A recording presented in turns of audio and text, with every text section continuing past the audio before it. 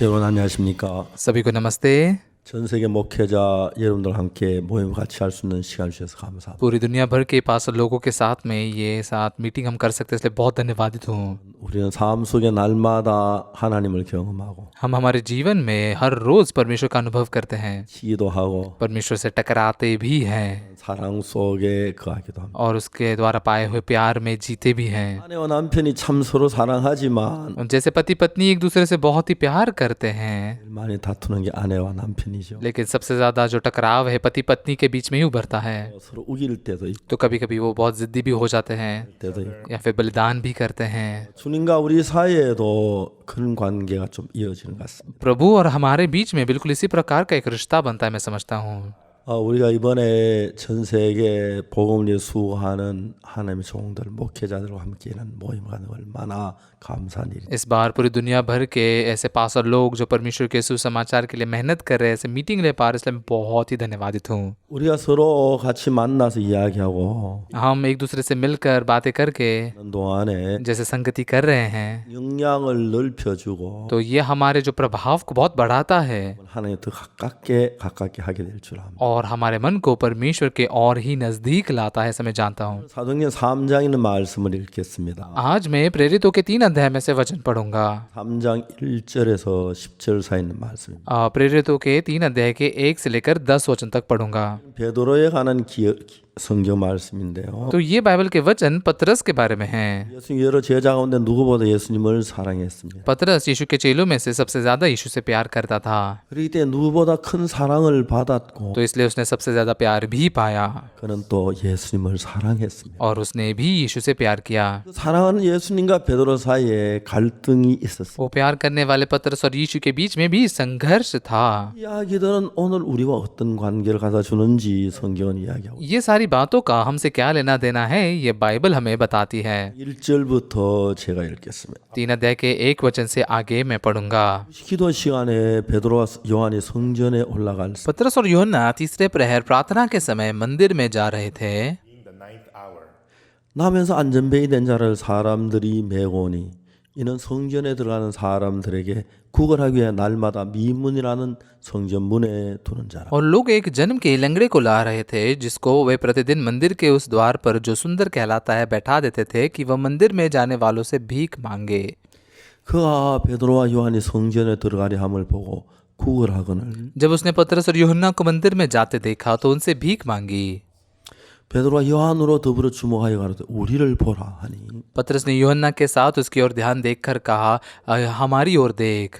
그가 저희에게 무엇을 얻을까 하여 바라보거늘 अतः वह उनसे कुछ पाने की आशा रखते उनकी ओर ताकने लगा।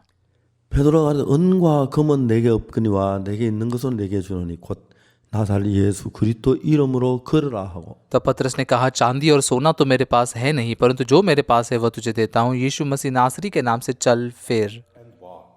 오른손을 잡아 일으키니 발과 발목이 곧 힘을 얻고 और उसने उसका दाहिना हाथ पकड़ के उसे उठाया और तुरंत उसके पाँव और टखनों में बल आ गया। 뛰어서서 걸으며 그들과 함께 성전으로 들어가면서 걷기도 하고 뛰기도 하며 하나님을 찬미하니 वह उछलकर खड़ा हो गया और चलने फिरने लगा और चलता और कूदता और परमेश्वर की स्तुति करता उनके साथ मंदिर में गया। 백성이 그 걷는 것과 및 하나님 찬미함을 보고 सब लोगों ने उसे चलते फिरते और परमेश्वर की स्तुति करते देखकर 그 본래 성전 미문에 앉아 구걸하던 사람인 줄 알고 그에 당한 일을 인하여 심히 기억이며 उसको पहचान लिया कि यह वही है जो मंदिर के सुंदर फाटक पर बैठकर भीख मांगा करता था, और उस घटना से जो उसके साथ हुई थी वे बहुत अचंभित और चकित हुए। 저는 미국에 종종 갑니다. मैं अक्सर अमेरिका में जाता हूँ। 미국에 아들도 있고 손자들도 있고 अमेरिका में मेरा बेटा है और मेरे पोते हैं। 1년에 한두 번씩 미국에 가서 여행을 하곤 합니다. साल में 1-2 बार तो कम से कम अमेरिका में जाता हूँ। 그렇다고 제가 미국을 다 안다고 할 수는 없어요. तो इसका मतलब ये नहीं कि मैं कह सकता हूँ अमेरिका के बारे में सब मैं जानता हूँ। 경험하고 मैंने उसका अनुभव लिया है, 식사도 하고 वहाँ के कई रेस्टोरेंट में खाना खाया है, 그들과 같이 지나기도 하지만 बच्चों के साथ में मैं रहता भी हूँ। 제가 미국을 아는 것이 한 1000분의 1이 될까요? 10,000분의 1. तो शायद से 1000 में 1 या फिर 10,000 में 1% में अमेरिका को जानता हूँ। 베드로가 예수님을 따르고 예수님을 섬겼지만 पतरस भले यीशु के पीछे चलता था, यीशु की सेवा करता था, 예수님은 다 안다고 할 수 없. लेकिन पतरस ये नहीं कह सकता था कि मैं यीशु को पूरा जानता हूँ। 여러분들과 저도 그렇습니다. तो आप और मैं भी, हम भी ऐसे ही है। 예수님을 아는 것만큼 तो जितना हम यीशु को जानते हैं 가까워지고 उतना नजदीक होते हैं 믿음이 생기고 और विश्वास उत्पन्न होता है, 믿음이 갖는 것만큼 और जितना विश्वास आता है उतना 우리 속에 살아 일을. यीशु हमारे अंदर जीवित रहकर काम करता है। 베드로는 갈릴리 바다에서 고기를 잡다가 예수님을 만났습니다. पतरस गलील के समंदर पे मछलियां पकड़ते हुए यीशु से मिला। 새도록 잡았는데 उसने रात भर मछलियां पकड़ी थी, 또 잡지 못했어요. लेकिन कुछ नहीं पकड़ पाया। 예수님께서 베드로의 배에 타셨습니다. यीशु मसीह पतरस के नाव पर आकर बैठा 물이 들어 조금 떨어지게 바다를 그 배를 저으라 그래요. और उसे कहा कि नाव को किनारे से थोड़ा दूर ले जा, जहाँ पर भीड़ खड़ी थी। 예수님 배 위에 서서 육지에 있는 사람들에게 하나님의 말씀을 전했어요. यीशु ने नाव के ऊपर खड़े रहकर जमीन पर खड़े हुए लोगों को परमेश्वर का वचन प्रचार किया। 예수님 배를 빌려 잠시 사용했기 때문에 यीशु ने उस नाव को थोड़ा समय के लिए मांग कर इसे इस्तेमाल किया था, 값을 낸 건 아니라고 생각하죠. तो मुझे नहीं लगता कि उसने उसका किराया चुकाया, 베드로에게 말씀하셨어요. बल्कि उसने पतरस से कहा 깊은 데에 가서 그물레를 고기를 잡아. गहरे में ले जा और जाल डाल मछलियां पकड़ने के लिए। 왜요? क्यों? 예수님이 고기들에게 말한 것 같아. क्योंकि यीशु ने मछलियों को बोल के रखा था, 너희들 내 이야기들 깨닫지 못해. हे तुम लोग मेरी बातें सुन नहीं सकते, समझ नहीं सकते, 놀아. जाकर गहरे में जाकर खेलते रहो। 하지만 तो पता नहीं ऐसा हुआ कि नहीं, 그는 빗속 깊은 데에 있었습니다. लेकिन उस दिन सारे मछलियां गहरे में थी। 베드로가 뭘로 봐도 고기 잡는 예수님보다 자기 나을 같이 보여. तो पतरस कितना भी देखे तो भी मछली पकड़ने के मामले में वो यीशु से बेहतर था। 그물 한 번도 던져본 적이 없는 사람 같아. यीशु तो ऐसा लग रहा था जिसने कभी जाला एक बार भी नहीं फेंका था। 저는 갈릴리 바다에 잔뼈가 굵었는 पतरस गलील के समुद्र के रग रग से वाकिफ था। 너무 잘 알고 고기에 대해 너무 잘 아는 वो समंदर के बारे में बहुत अच्छे से जानता था, मछलियों के बारे में अच्छे से जानता था। 그 베드로가 तो ये पतरस 한 번도 그물을 던져본 적이 없는 예수님에게 고기 잡는 배운다. वो यीशु से मछलियां पकड़ना सीख रहा है जिसने कभी भी एक बार भी मछली नहीं पकड़ी है। 여러분, 우리는 지금 살고 있는 이 세계는 तो अभी जिस दुनिया में हम ये रह रहे हैं, 하나님의 의해서 형성된 세계고 ये ऐसी दुनिया है जो परमेश्वर के द्वारा निर्माण की गई है। 여러분, 누구든지를 불문하고 하나님을 정확히 알며 तो अगर आप कोई भी क्यों ना हो, अगर आप परमेश्वर को सटीकता से जानते हो, 하나님 그 사랑을 알고 परमेश्वर आपसे प्यार करता है, उस प्रेम को जानते हो, 여러분이 마음적으로 하나님 훨씬 더 가까워지고 तो आप मन से परमेश्वर के बहुत ही ज्यादा नजदीक आ सकते हो। 나이가 자라면서 아버지 불순종할 때도 있고 잘못할 때도 있고 बच्चे जब बड़े होते हैं तो कई बार अपने पिता की आज्ञा का उल्लंघन करते हैं, विरोध में जाते हैं। हाँ, ऐसा होता है। 그렇다고 해서 아버지 꾸중도 하고 때리기도 하는지 모르겠지만 तो इस वजह से कभी कभी पिता डांटता है, मारता भी है, 그러나 아버지는 자식을 너무 사랑하시기 때문에 लेकिन पिता अपने बच्चों से बहुत प्यार करता है। 이제 아이들은 아버지의 두려움도 있고 사랑도 느끼면서 아버지와 같이 사는 겁니다. तो बच्चे अपने पिता से डरते भी है और उसके प्यार को भी महसूस करते हुए अपने पिता के साथ रहते हुए बढ़ते हैं। 하나님을 믿는 믿음의 세계도 그런 것이. हम परमेश्वर पर विश्वास करने की जो विश्वास की दुनिया है वो भी ऐसी ही है। 우리는 하나님의 참 불순종할 때가 많. हम कई बार परमेश्वर की आज्ञा को उल्लंघन करते हैं, 할 때가 많. कई बार अपराध करते हैं, 하나님을 거역할 때가 많고 कई बार परमेश्वर के विरोध जाते हैं, 말할 때가 많. कई बार झूठ बोलते हैं, 그러면서도 하나님의 사랑을 받는 관계입니다. लेकिन फिर भी परमेश्वर से प्रेम पाते हुए रहते, ये हमारा नाता है। 어떤 부분에 정확하게 정립이 되면 정립이 될수록 जितना ज्यादा ये बातें हमारे मन में स्वीकार की जाती है और स्थापित की जाती है, 부족하고 연약하지만 हम भले कमजोर है, कमियों से भरे हैं, 사랑을 받을 수 있고 लेकिन पिता के प्यार को पा सकते हैं 이제 은혜를 입을 수가 있고 और पिता के अनुग्रह को पा सकते हैं। 하나님의 그 모든 얻을 수가 있다. परमेश्वर के सारी चीजों को हम पा सकते हैं। 부부 사이도 여전히 그렇습니다. तो पति पत्नी के बीच में भी बिल्कुल ऐसा ही है। 우리가 사랑해서 결혼합니다. वो दोनों एक दूसरे से प्यार करते हैं, शादी करते हैं, 누구보다 제일 많이 다투는 게 부부 사이. लेकिन सबसे ज्यादा जिनमें झगड़ा होता है वो पति पत्नी के बीच में। 누구보다 제일 사랑하는 게 부부지간. लेकिन किसी से भी एक दूसरे से ज्यादा प्यार करने वाले पति पत्नी ही होते हैं। 정말 모든 걸 희생해 사랑하고 मतलब सबसे ज्यादा बलिदान करके, प्रेम करके, 그래서 한평생 같이 살기로 약속한 것이 부부가 아닙니까? और इस प्रकार से साथ में जीने का वादा किए हुए तो पति पत्नी है ना। 근데 자주 싸우지요. लेकिन अक्सर झगड़ते हैं 차이가 있죠. और उनमें राय भी अलग होती है। 관계를 조금만 생각하면 तो इस रिश्ते के बारे में अगर हम थोड़ा सा सोचते हैं तो 내가 남편에게 좀 실수했다고 मैंने पति के सामने थोड़ी सी गलती कर दी, 셔츠를 다리다가 와이셔츠를 좀 태웠다고 मतलब शर्ट को इस्त्री करते हुए वो शर्ट को थोड़ा जला दिया, 하고 해서 꼭 이혼해야 할 필요는 없는 तो इसका मतलब ये नहीं कि इसके द्वारा बस तलाक लेना ही जरूरी है। 거예요. 여보 미안 내가 와이셔츠 새로 하나 살게요. प्यारे माफ करो, मैं तुम्हारे लिए एक नया शर्ट खरीदूंगी, इतना कहना काफी है ना। 이거 여러분 우리가 허물을 가졌지만 부부 사이 더 가까울 수 तो भले हम में बहुत सारी कमियां होती है लेकिन पति पत्नी एक दूसरे के नजदीक रह सकते हैं। 우리는 베드로와 예수님에 대한 이야기를 하려고 आज हम पतरस और यीशु के बारे में बात करना चाहते हैं। 보다도 예수님을 사랑해. पतरस ने किसी से भी ज्यादा यीशु से प्यार किया।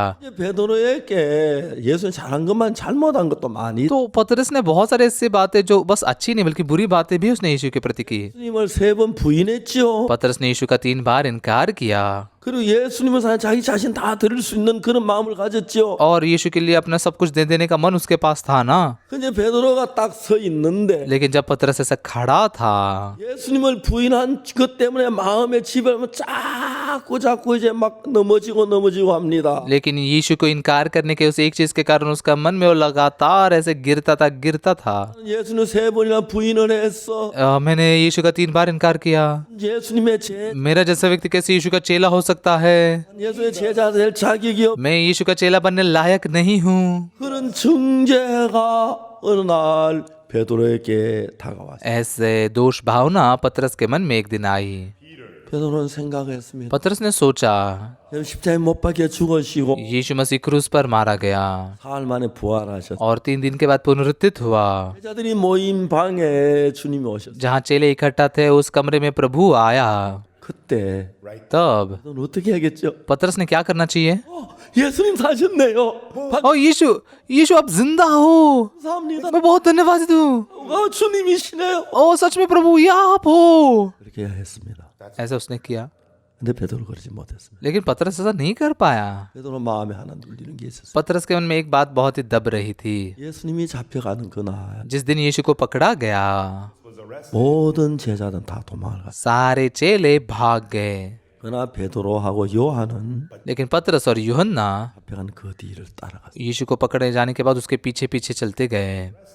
대제사장 가야바의 장인 안나스의 집에 예수님을 끌고 왔을 때 जब महायाजक कैफास के ससुर अन्नास के घर पर यीशु को ले जाया गया, 요한은 그 제사장하고 잘 알았어요. यूहन्ना उस महायाजक को बहुत अच्छे से जानता था। 자주 드나들었으니까 अक्सर उस घर पर वो जाता था, 문을 지키는 여종이 있는데 तो इसलिए वहां पर द्वार पर एक दासी थी। 말없이 그냥 들어왔어요. वो बिना कुछ बोले अंदर आ सका। 요한이 들어와서 보니까 यूहन्ना ने जब अंदर आकर देखा, 또로 밖에서 있는 베드로를 보였어요. उसने पतरस को देखा जो अंदर नहीं आ पा रहा, बाहर ही खड़ा है। 요한이 지키는 여종에게 얘기했어. तो यीशु ने उस द्वार पर खड़ी दासी से कहा, 그 사람 같이 들어와도 되겠냐? हाँ ये मेरे साथ में है, क्या ये अंदर आ सकते हैं? हाँ, ठीक है आइए, अंदर आइए। 들어왔어요. तो पतरस अंदर आया। 요한이 이야기를 했어. यूहन्ना ने कहा, 문 지키는 여종이 쳐다보더니 너 예수님 제자 아니야? तो जैसे द्वार पर खड़ी उस दासी ने पतरस को देखा, उसने कहा, तू तो यीशु का ही चेला है ना?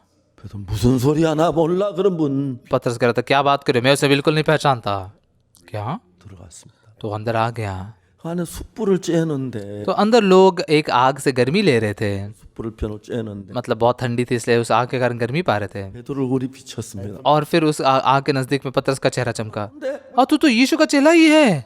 나 그 사람 몰라. नहीं, मैं उसे नहीं पहचानता। 베드로 3번이나 예수님 부인했어. पतरस ने 3 बार यीशु का इनकार किया। 그때 닭이 꼬끼오 하고 울었어요. तो उस समय में जो मुर्गा था वो कुकड़ू कू कह के चिल्लाया। 이제 베드로 그 소리를 들었어요. और फिर पतरस ने उस आवाज को सुना। 우는 सो리를 듣고 उसने मुर्गे की बांग की आवाज को सुना। 다루고 이제 나를 3번 부인하리라 और मुर्गे की बांग देने से पहले तो 3 बार मेरा इनकार करेगा। 생각이 나서 ये बात उसको याद आ गई, 밖에 가서 울었어요. तो बाहर जाकर रोने लगा। 주님, प्रभु, 내가 무슨 주의 제자입니까? मैं कैसे आपका चेला हूँ? 내가 예수님을 부인했습니다. मैंने यीशु का इनकार किया। 너무 슬펐어요. वो बहुत ही दुखी हुआ। 그리고 이제 예수님 십자가에 못 박히셨고 और फिर यीशु को क्रूस पर चढ़ाया गया 가셔서 और फिर वो कब्र में था। 새벽에 예수님 부활하시. तीसरे दिन सुबह यीशु जी उठा। 예수님 베드로가 그 예수님 무덤에 가봤습니다. तो पतरस यीशु के उस कब्र में जाकर देखा है। 무덤에 예수님 살아나셨고 안 계셨습니다. यीशु जी उठा था, उस कब्र में नहीं था। 예수님 그 있던 세마포가는 다 거기 있는데 और यीशु ने को जिस कपड़े में लपेटा गया था वो वहां पर था। 그리고 제자들과 같이 있는데 और फिर वो पतरस चेलों के साथ में जब था 예수님이 찾아오셨습니다. तो यीशु वहां पर आया। 베드로 누구보다 빨리 가서 예수님 살으셨네요. 살으셨어요. तो पतरस सबसे जल्दी जाकर कहना चाहते हैं, प्रभु आप जीवित हो, आप जीवित हो। 근데 베드로 마음에 한쪽 굴리는 게 있어요. लेकिन पतरस का मन एक तरफ बहुत दब रहा था। 매번 부인했기 때문에 मैंने प्रभु का 3 बार इनकार किया है। 예수는 나타날 수가 없었어요. वो यीशु के सामने आ ही नहीं पा रहा था। 그래서 당장 나 막 손을 잡고 손이 아이고 얼마나 아프셨어요. 괜찮아요. 막 그랬을 때 नहीं तो तुरंत जाकर हाथ को पकड़ता, यीशु आपको कितना दर्द हुआ होगा ना। लेकिन वो कुछ नहीं बोल सका। 떠났어요. यीशु चला गया। 베드로가 생각을 했습니다. पतरस ने सोचा, 내가 무슨 예수님의 제자야? मैं कौन सा यीशु का चेला हूँ? 나는 아니야. मैं नहीं हूँ। 그동안 내가 너무 설쳤어. अब तक मैं बहुत ही आगे बढ़ता हुआ आया। 나 같은 게 무슨 예수님 제자? मैं कैसे यीशु का चेला हो सकता हूँ? 아니야. नहीं, 아니야. नहीं, 아니야. 난 아니야. नहीं, नहीं, मैं नहीं हूँ। 어떻게 예수님의 제자가 돼? मेरे जैसा व्यक्ति कैसे यीशु का चेला बन सकता है? 너무 가치가 왔어. तो उसके मन में बहुत दोष महसूस हो रहा था। 제자들하고 있는데 이야기했어요. तो उसने चेलों से कहा, 난 고기 잡으러 갈란다. मैं मछलियाँ पकड़ने के लिए जा रहा हूँ। 옛날로 돌아가기로 했어. तो वो पहले ही जीवन में वापस जाने के लिए तय करता है। 진짜 근심 하고 그랬지만 तो निश्चित ही वो बहुत ही निराश था। 아무리 생각해도 내가 예수님 제자가 될 수 없는. लेकिन कितना भी सोचे तो भी मैं यीशु का चेला नहीं बन सकता हूँ, ऐसा लगा। 송충이는 솔잎을 먹어야 한다던데. लोग कहते हैं कि पत्ते वाले कीड़े ने बस पत्ते ही खाने चाहिए। 나는 어부니까 고기나 잡고 살아야 돼. मैं तो मछुआरा ही हूँ, इसलिए मछलियाँ पकड़ते हुए जीना चाहिए मैंने। 그날 밤에 한 마리도 못 잡았어. उस रात को एक भी मछली पकड़ नहीं पाया। 새벽에 और भोर को 처음 예수님 만날 때처럼 예수. जैसे वो पहली बार यीशु से मिला था वैसे यीशु से मिला। 고기를 많이 잡았느냐? और क्या तुमने बहुत मछलियाँ पकड़ी? 없어요. 한 마리도. नहीं, एक भी नहीं है। 그물을 배 오른편에 던져. तो अपने नाव के दाहिनी ओर जाल डालो। 그물 배 오른편에 던졌습니다. तो उन्होंने अपनी दाहिनी ओर जाल डाला 고기가 너무 많이 잡. और बहुत सारी मछलियाँ पकड़ी गई। 그래도 예수님인 줄 알았습니다. तब पतरस को पता चला वो यीशु है। 영을 해서 तैरते हुए 두고 नाव को ऐसे पीछे छोड़कर 예수님 와 봤습니다. यीशु के पास आया। 거기에 예수 숯불을 피워놓고 वहाँ पर यीशु ने एक आग लगाई थी 구워놓고 और फिर रोटी पकाई थी 기다리고 계셨어요. और इंतजार कर रहा था। 시장했는데 वे बहुत भूखे थे 아무 말도 못하고 लेकिन कुछ भी बोले बगैर 예수님하고 같이 식사를 했습니다. वो यीशु के साथ में खाना खाने लगता है। 식사를 마친 뒤에 और खाना खत्म होने के बाद 예수님이 베드로에게 물었습니다. यीशु ने पतरस से पूछा, 요한의 아들 시몬아, योना के पुत्र शिमोन, 네가 이 모든 사람들보다 나를 더 사랑하느냐? क्या तू इन सब लोगों से ज्यादा मुझसे प्रेम करता है?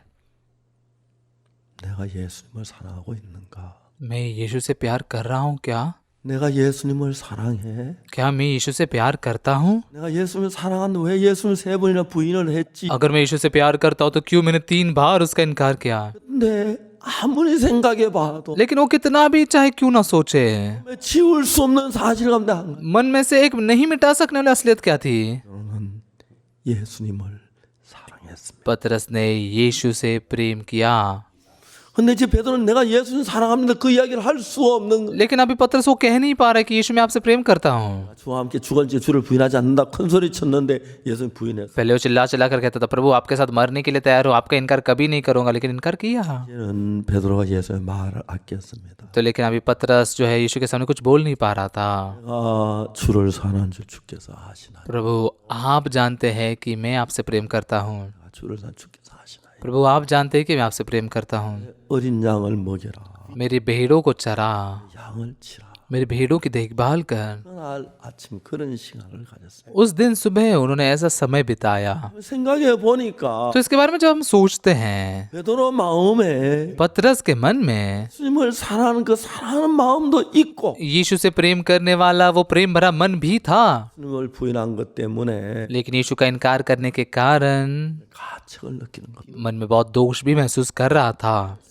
ऐसा था। 근데 사탄은 लेकिन शैतान 예수님을 사랑하는 그 마음을 제껴놓고 यीशु से प्रेम करने के उस मन को निकाल कर 예수님 부인한 그 부분을 끌고 와서 बस यीशु का इनकार के वजह से एक बात को लाकर, 예수님의 제자야. तू कैसे यीशु का चेला है, तू कैसे प्रेरित है, तू नहीं है, 부인했잖아. तूने 3 बार इनकार किया। 하면 안 돼, 괜찮아. तो 1 बार 2 बार नहीं, 했잖아. लेकिन 3 बार किया तूने इनकार ना।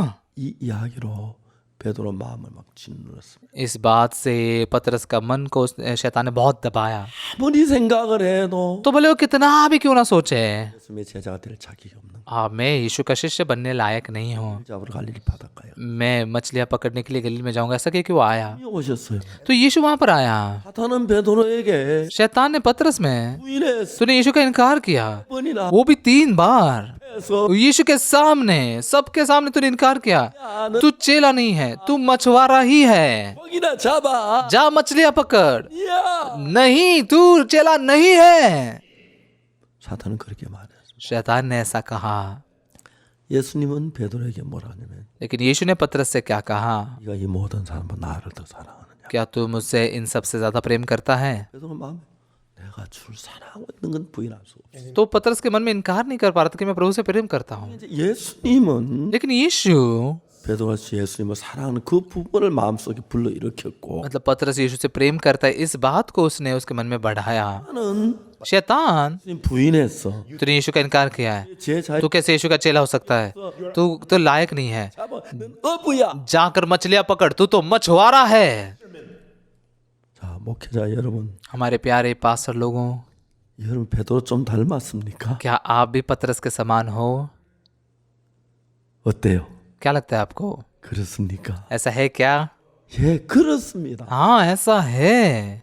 문제가 안 되는 것은 समस्या क्यों नहीं पता है? 베드로 예수는 3번 부인했고 पतरस ने यीशु का 3 बार इनकार किया। 죄를 지었지만 उसने पाप तो किया, लेकिन 이제는 십자가에서 끝이 났고 वो पाप क्रूस पर खत्म हुआ 금방 십자가에 못 박혔으니까 और तुरंत ही यीशु को क्रूस पर चढ़ाया गया था ना, और तुरंत शुद्ध हुआ। 예수님 사랑하는 그 마음만 있으면 되는 것. बस यीशु के प्रति का प्रेम उसके मन में है, उतना काफी है। 어떻습니까? क्या लगता है आपको?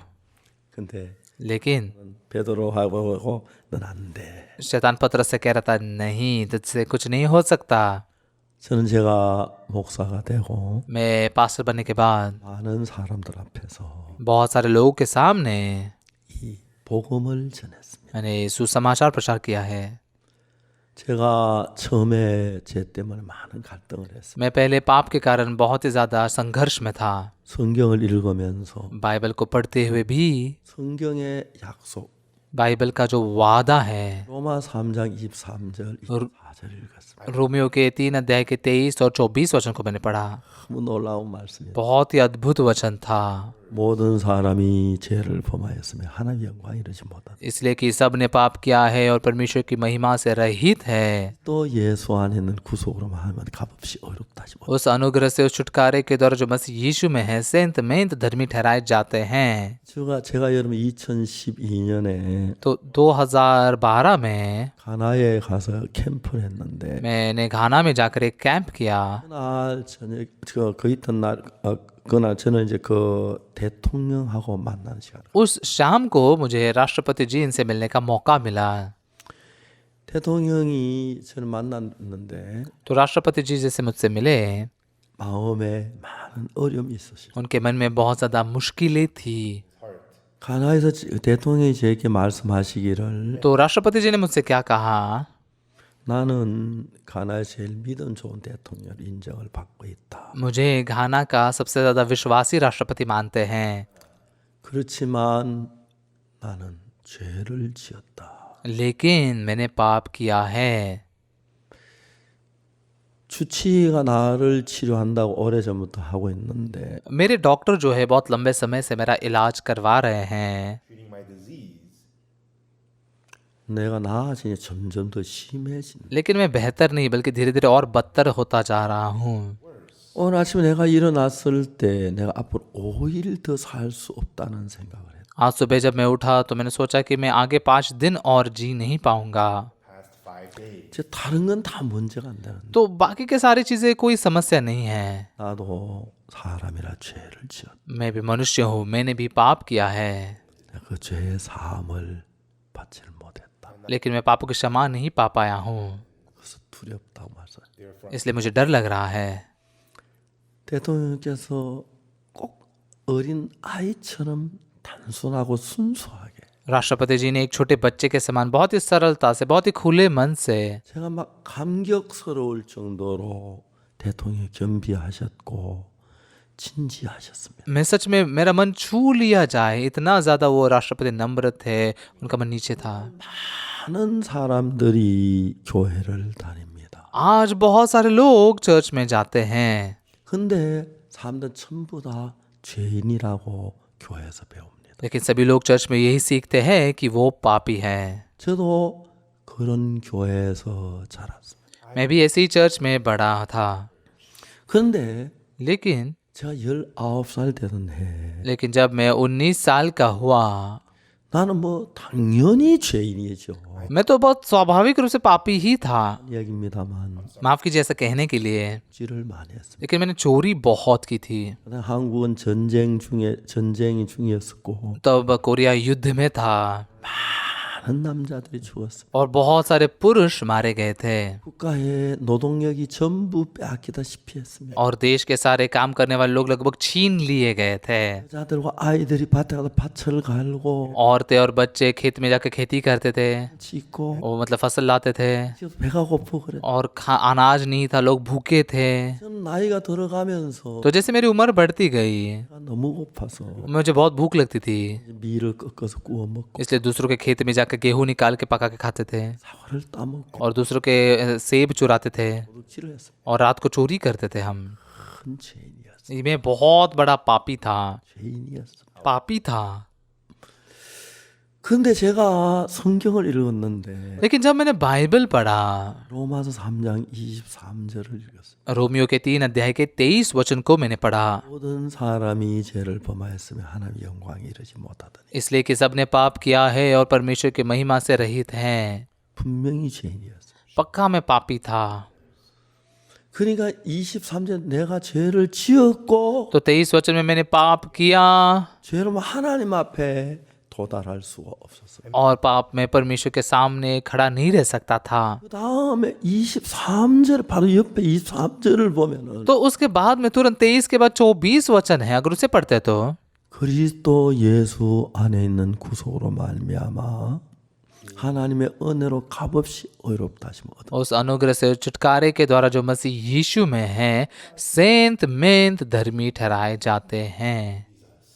난 이 성경을 알기 전까지 हाँ, ये बाइबल के वचन को जानने से पहले तक 한두 가지 지은 게 아니고 मैंने एक दो पाप नहीं किए हैं। 수없이 여러 번 도둑질했고 거짓말했고 했기 때문에 मैंने कई बार चोरी की, कई बार झूठ बोला था, इसलिए 당연히 저도 죄인인 줄 알았고 मैंने भी स्वाभाविक रूप से अपने आप को पापी ही माना 맞다고 생각을 해요. और यही सोचा कि मैं पापी ही हूँ, यही सही है। 성경 로마 3장 24절 성경 लेकिन बाइबल रोमियो के 3 अध्याय के 24 वचन में बाइबल क्या कहती है? 안 지었다는 얘기 아니에요. ये नहीं कहती कि मैंने पाप नहीं किया, 를 지었다.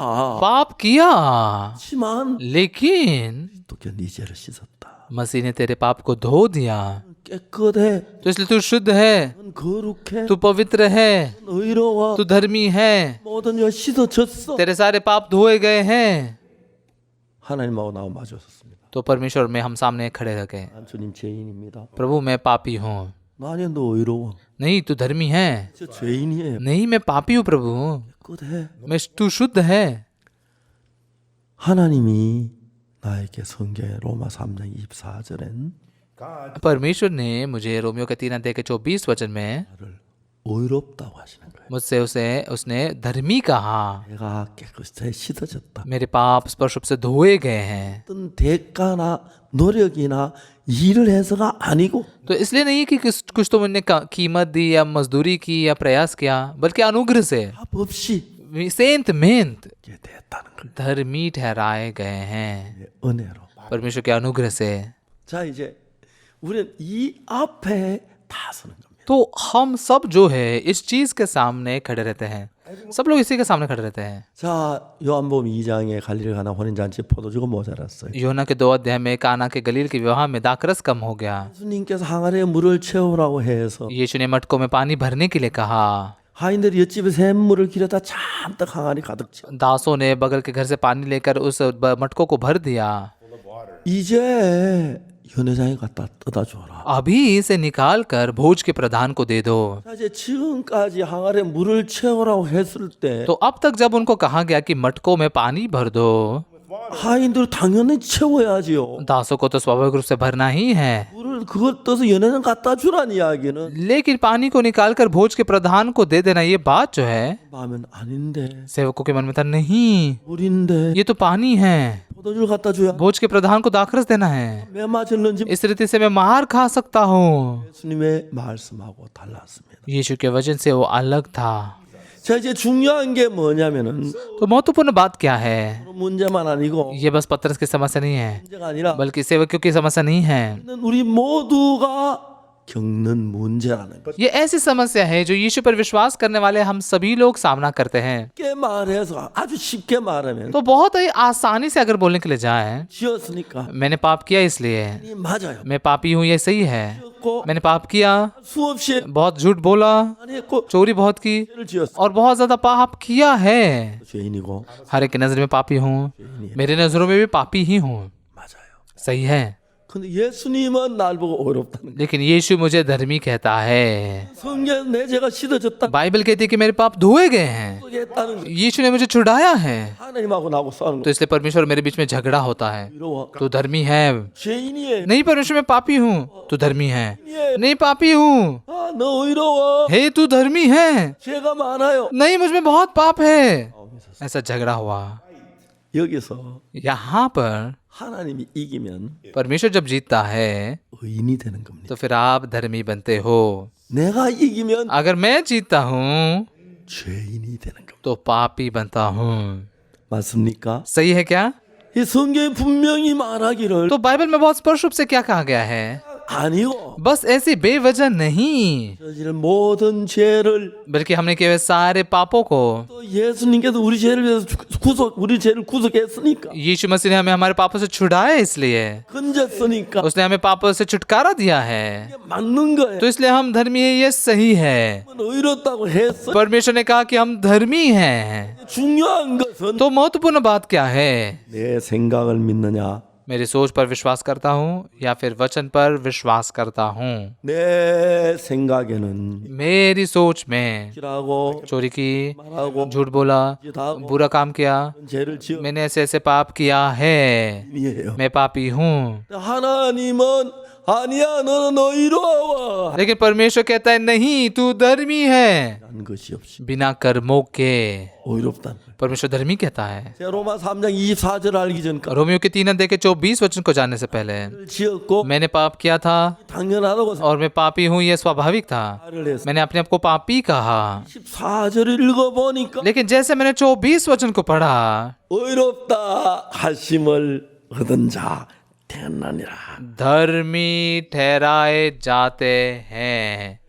그래서 하나님의 말씀이 맞아요, 내 말이 맞아요. तो परमेश्वर का वचन सही है या मेरे शब्द सही है? 죄인이라고 하는 뭐냐면은 हाँ, तो मैं पापी हूँ, ये मतलब क्या है? 재판을 받았는데 तो एक जगह पर ऐसा कोर्ट का केस चल रहा था, 무죄입니다. 땅땅 무죄로 해서 तो न्यायाधीश ने कहा नहीं तुम निर्दोष हो, ऐसे 3 बार हथौड़ी से मारकर निर्दोष कहा। 와서 아닙니다, 난 죄인, 나 감옥에 갈게. तो वो एक क्या कर नहीं नहीं नहीं मैं पापी हूँ, मैं तो जेल में ही जाऊंगा। 그 똑같은 행동이에요. ये बिल्कुल यही काम करना है। 하나님이 우리를 의롭다고 하면 अगर परमेश्वर हमें धर्मी कहता है तो 그냥 의롭다고 하신 게 아니에요. वो बस हमें ऐसे ही धर्मी नहीं कहता। 그래서 우리 죄를 구속했기 때문에 मसीह ने हमें हमारे पापों से छुड़ाया, इसलिए 박혔기 때문에 वो हमारे लिए क्रूस पर चढ़ाया गया, इसलिए 다 받았기 때문에 उसने हमारे पापों का सारा दंड पाया, इसलिए 다 집을 대 हमारे सारे पापों का कीमत चुकाई गई है, वो नहीं रहे, धोए गए हैं। 한 번은 एक बार 경찰서에서 पुलिस स्टेशन से 제가 통지서가 왔어요. मुझे एक नोटिस आई। 무슨 통지서가 왔냐면 क्या नोटिस थी वो?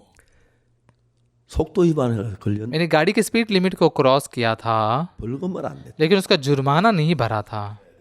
내가 그 벌금 분명히 낸 기억이 나는데 तो मुझे पक्का याद था कि मैंने उसका जुर्माना भरा था। 내가 경찰 큰 소리 쳤어요. तो मैं जाकर पुलिस वालों के सामने चिल्लाने लगा, 냈다고. मैंने जुर्माना भर दिया है। 내가 집에 가면 영수증 찾을 수 있을 것 같은데 मुझे लगा मैं घर जाकर उसकी रिसीट ढूंढ पाऊंगा, 이제 도장이 있을 것 같은데 और रिसीट पर वो स्टैंप होगा ऐसा लगा। 그 사람 내 돈을 받고 띠먹고 안 받았다고 하는 그 사람 내가 막 그냥 둘 거라고 그랬어. तो वो व्यक्ति जिसने मेरे पैसे लिए लेकिन अभी बोलता है नहीं लिए बोल के मेरे पैसे खाना चाहते, उसको ऐसे नहीं छोड़ूंगा। 내가 집에 와서 तो इसलिए मैं घर आया 큰 집 다 뒤졌네. और पूरे दिन भर सारे घर को ढूंढ लिया, 애달다 의아리 영수증이 없는 거야. लेकिन बहुत ही दुखद रूप से मेरे पास रिसीट नहीं थी 할 수 없이 और कोई चारा नहीं था। 다시 냈어. फिर से एक बार मुझे जुर्माना भरना ही पड़ा 그리고는 और फिर 다음부터 영수증 철저하게 챙기기 시작해. अगली बार से मैं रिसीट को बहुत ध्यान से रखने लग गया। 예수님이 우리 죄를 위해 십자가에 못 박혀 죽은 영수증이 तो यीशु मसीह हमारे पापों के लिए क्रूस पर मारा गया, ये रिसीट 손에 못 자오기 영수증이고 यीशु के हाथ के कील के निशान ये रिसीट है, 우리 창 자오기 영수증. उसके बगल में भाले का निशान रिसीट है, 시간 자오기 내 죄를 씻은. और प्रभु के कांटों के मुकुट का जो निशान है वो निशान रिसीट है मेरे पापों को धोने की। 여러분 प्रियो, 그래도 죄인 क्या फिर भी आप पापी हो? 하나님이 의롭다고 하셨는데 परमेश्वर ने धर्मी कहा, 그래도 죄인입니까? फिर भी आप पापी हो क्या? 그래도 죄인이에요. फिर भी आप पापी हो? 그럼 예수님 헛죽었단 말이에요. तो फिर यीशु के बेकार में मरा? 못 씻었단 말입니까? क्या यीशु ने पाप नहीं धोया इसका मतलब है? 대답해 보세요. थोड़ा जवाब दीजिए। 씻었습니다. हाँ, उसने पाप धोए, 씻었습니다. धोए। 우리는 참 오랫동안 हाँ, बहुत लंबा समय के लिए शैतान से धोखा खाते हुए जीते आए। 또 옛날 다 죄인이라 그랬죠. लंबे समय पहले आप भी अपने आप को पापी ही कहते थे ना? 만일에 우리가 죄인이라면 अगर समझिए हम पापी है तो 예수님 십자가는 실패했다는 이야기인데 तो इसका मतलब यह है कि यीशु का क्रूस नाकामयाब हो गया। 사탄 우리 마음에서부터 썩인 거. शैतान हमारे मन से ऐसा धोखा देता है, 우린 죄인이라 그랬어. इसलिए हम अपने आप को पापी कहते आए। 성경이 말하기 लेकिन बाइबल कहती है 그리스도 예수 안에는 구속으로 말미암아 उस छुटकारे के द्वारा जो मसीह यीशु में है, 하나님의 은혜로 값 없이 우리는 아무한 대가 없이 परमेश्वर के अनुग्रह से सेंत में हमने कुछ किए बगैर 다 하심을 얻은 자 됐다. धर्मी ठहराए जाते हैं। 무슨 말입니까? इसका मतलब क्या है? 하나님이 परमेश्वर कहता है, 박옥수 너 의로워 भागुकसु तू धर्मी है, 그대 तू शुद्ध है, 밥조셉 너도 의로워. भाग जोसेफ तू भी शुद्ध है, तू धर्मी है।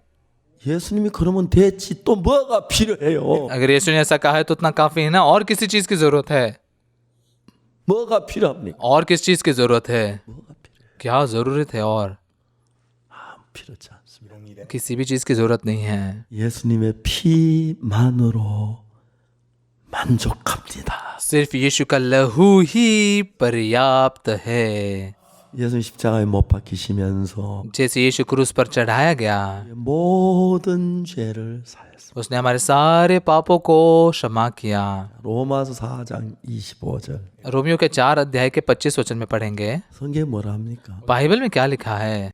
예수는 우리의 범죄함을 위한 내어 줌이 되고 또한 우리를 어렵다 하며 다시 살아나시느니라. वह हमारे अपराधों के लिए पकड़वाया गया और हमारे धर्मी ठहराने के लिए जिलाया भी गया। 우리 죄 때문에 십자가에 못 박혀 죽었고 वो हमारे पापों के कारण क्रूस पर मारा गया 죽음으로 죄를 다 씻어서 और उसकी मृत्यु से हमारे पापों को पूरा धोकर 의롭다 하신 걸 증거하기 위하여 살아났다. हम धर्मी है इसकी गवाही देने के लिए, साबित करने के लिए जी लाया गया। 봐라. वो कहता है मेरे हाथों के किलो के निशान दे, 자국 봐라. मेरे पैरों के किलो के निशान दे, 창자국 봐라. मेरे बगल में भाले के निशान देख, 가시멜류관 자국 봐라. मेरे माथे पर ये कांटे के निशान देख, 맞은 자국을 봐라. पीठ पर कोड़ मारे जाने के निशान देख। 에 대한 형벌이 끝이 났다. तेरे पाप के लिए सारा दंड खत्म हुआ है। 여러분, भाई बहनों, 제가 왜 이 말씀을 전하는지 아십니까? क्यों मैं ये वचन प्रचार कर रहा हूं आप जानते हैं? 제가 생각을 해봤습니다. मैंने बहुत सोचा, 예수님이 너무 섭섭해하실 것 같아요. ऐसा लगा यीशु को बहुत बुरा लग रहा होगा ना। 피를 흘리고 못 빠지고 우리 죄를 사인한 उसने लहू बहाकर हमारे पापों को धो दिया। 주여 죄인입니다. 내 죄를 용서해 주옵소서. प्रभु मैं पापी हूँ, मेरे पापों को क्षमा कीजिए। 나 교회 나갈 때마다 교회 갈 때마다 그런 이야기. आज जब भी लोग चर्च में जाते हैं तो यही बोलते हैं। 이 가슴이 너무 아프실 거예요. यीशु के सीने में बहुत दर्द होता होगा ना, 너무 아프실 것 같아요. बहुत ही ज्यादा दर्द होता होगा। 그래서 우리 물론 죄를 짓고 양심의 가책을 받고 그런 것도 있겠지만 निश्चित ही हम पाप करते हैं, फिर हमारे विवेक बुद्धि में दोष महसूस होता है, 성경은 이야기하기를 लेकिन बाइबल कहती है 의로워졌다고 말. हम धर्मी ठहराए गए हैं, ये कहती है 그렇다고 말. शुद्ध किए गए हैं, कहते हैं 하시면 얻은 자들. हम धर्मी ठहराए गए, ऐसा कहती है। 우리 그 말씀을 믿어야 하는 것이. हमने उस वचन पर विश्वास करना जरूरी है। 이제 베드로는 अभी पतरस 63번 부인한 그 죄 때문에 यीशु को 3 बार इनकार करने के उस पाप के कारण 가책이 들어서 उसके विवेक बुद्धि में चुभन महसूस हो रही थी, 이게 좌우자재 어떻게 할 수가 없어. तो उसके बारे में वो कुछ कर ही नहीं सकता था। 일 잡으러 갈 바닷가에 वो मछलियां पकड़ने के लिए गलील के समंदर में गया। 예수님께서 베드로를 신방을 가신 거예요. तो यीशु जो है पतरस के घर पे प्रचार के लिए गए है उस समंदर के पास, 그 정말 찾아가서 아니야 네 죄 사해서 그걸 같이. और उसके पास में उसे ढूंढते हुए गया और बताने गया नहीं तेरे पाप धोए गए हैं। 예수님은 베드로가 예순 세 번 부인한 그걸 기억 정말 말씀하지 않았어요. तो यीशु ने ये नहीं कहा कि तुमने मेरा 3 बार इनकार किया, 다만 네가 나를 사랑하느냐. बल्कि क्या उसने पूछा क्या तू मुझसे प्रेम करता है, 나를 더 क्या तू इन सबसे ज्यादा मुझसे प्रेम करता है, 양을 먹이라. मेरे भेड़ों को चरा। 베드로가 나는 예수님을 부인했기 때문에 예수님 제자들 자격이 없어서 고기 잡으러 갈릴 바다에 갔는데 예수님은 너는 자격이 있어. 내 양을 치는 목자가 돼. 내 목자가 돼 줘. 넌 목자야.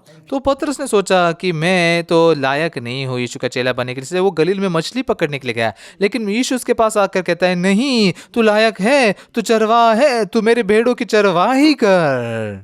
베드로가 아무리 해도 이거 잘못 듣는 거 아닐까. तो पतरस को लगा कि क्या मैं कुछ गलत तो नहीं सुन रहा हूँ ना, 그래서 세 번이나 तो इसलिए 3 बार 속에서 이야기했어. मतलब 3 बार दोहराया गया यीशु ने 먹이라. मेरे भेड़ों को चरा, 양을 먹이라. मेरे भेड़ों को खिला। 나를 더 사랑하느냐. तो क्या तू इन सबसे ज्यादा मुझसे प्रेम करता है?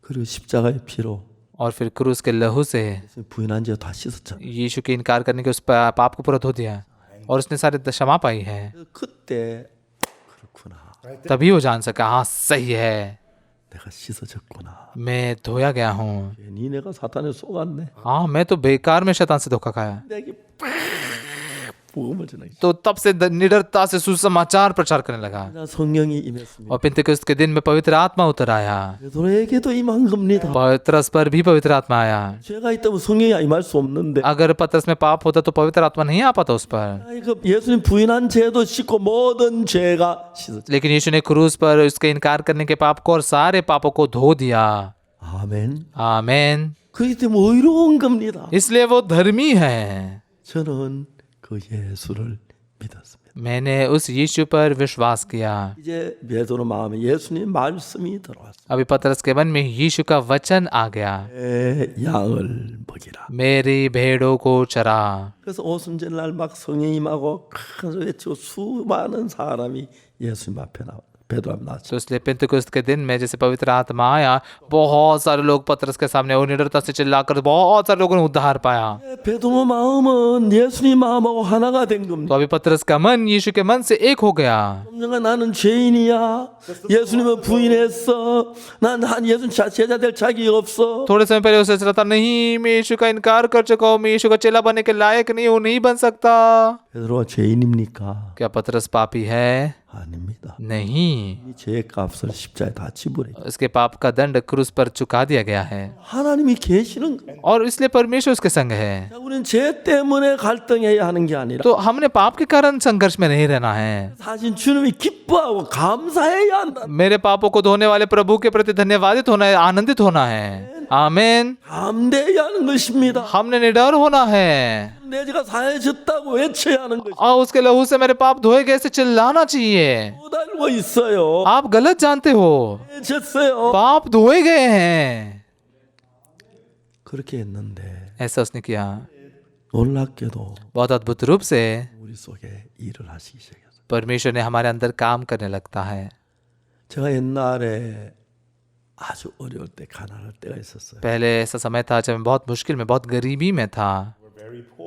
양식이 떨어지고 खाना खत्म हो गया था 돈이 떨어지고 और कोयला खत्म हो गया था, 떨어지고. पैसे खत्म हो गए थे। 제가 이제 결혼할 때 और शादी करते समय 우리 장모님을 뵈러 갔어요. मैं मेरे ससुर जी से मिलने के लिए गया था। 그때 제가 무슨 일이 있었냐면 तो उस समय क्या हुआ था कि 전도를 어느 집에 가서 초대를 받아 저녁 이제 식사를 그 집에 차게 됐어요. तो प्रचार करते हुए एक घर पे मैं गया था और उन्होंने मुझे आमंत्रित किया और रात का खाना उस घर पर मैं खा रहा था। 그래 제 그 발을 씻으려고 목욕탕에 갔는데 तो इसलिए पैर धोने के लिए मैं वहां पर बाथरूम में गया। 내 발이 아침에 새카만 거예요. सुबह मैंने पैर धोया था, इसलिए मेरा पैर पूरा काला हो चुका था। 왜 이렇게 더럽지? क्यों इतना गंदा है? 얼른 씻었어요. तुरंत मैंने उसे धो दिया। 아주 알고 보니 구두 밑에 구멍이 하나 또. तो बाद में पता चला कि मेरे जूते के नीचे एक छेद हो गया था।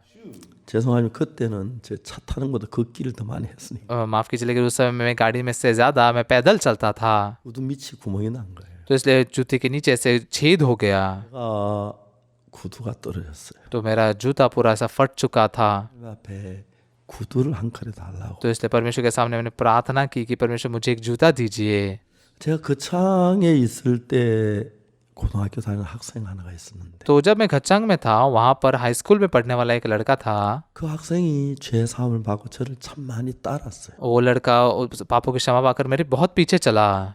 근데 이제 제가 결혼하기 전이었는데 लेकिन मेरी शादी करने के पहले का वो समय था। 그때 이제 그 학생이 저한테 편지하고 소포를 하나 보냈어요. तो उस विद्यार्थी ने मुझे एक खत और एक ऐसा साथ में एक पैकेज, एक पार्सल भेजा था। 편지 내용은 이분 이제 군대 장교였는데 तब वो जो लड़का था वो सेना में एक अफसर बन गया था। 자기에게 이번에 새 단화가 나왔다는. तो उसने कहा कि इस बार सेना में उसे एक नए जूते दिए गए थे, 근데 자기는 구두가 하나 있었어. लेकिन उसके पास एक जूता था। 내 생각이 나서 तो उसे मेरी याद आई, 이제 자기 구두를 보냈는데 तो उसने अपने जूते को मुझे भेज दिया था। 내 발 사이즈를 몰라가지고 तो उसे मेरे पैरों का साइज पता नहीं था।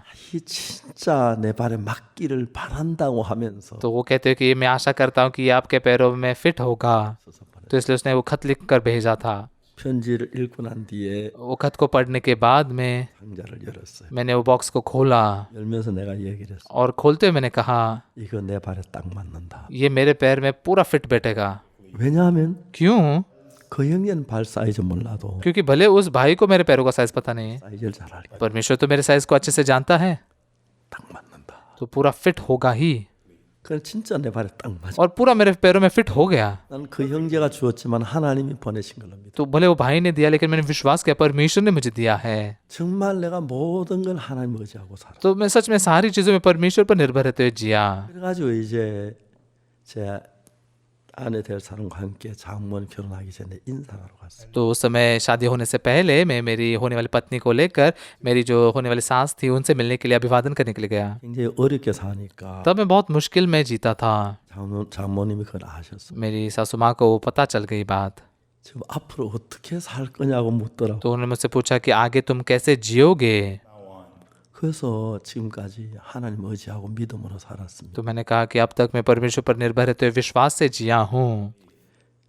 장모님 뭐라고 말씀하시냐면 तो मेरी सासू माँ ने मुझसे क्या कहा, 지금은 혼자 몸이다. अभी तो तुम अकेले ही हो, 결혼하면 아내가 있고 लेकिन शादी के बाद में पत्नी होती है, 딸이 생기는 बच्चे भी होंगे, 그때는 어떻게 살래? तब कैसे जियोगे।